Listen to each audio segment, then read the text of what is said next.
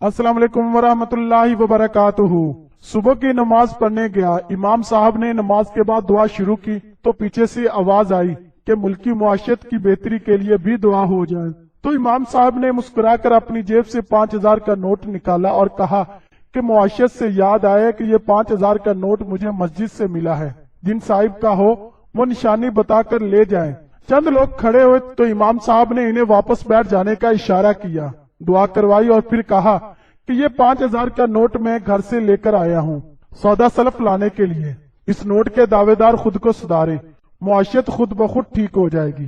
دوستو، اگر میری ویڈیو پسند آئی ہو تو میرے چینل نواب ٹی وی کو لائک، شیئر اور سبسکرائب کر دیں، ساتھ ہی بیل آئیکن کو پریس کر دیں تاکہ میری ہر آنے والی ویڈیو آپ تک آسانی سے پہنچ سکے۔ شکریہ۔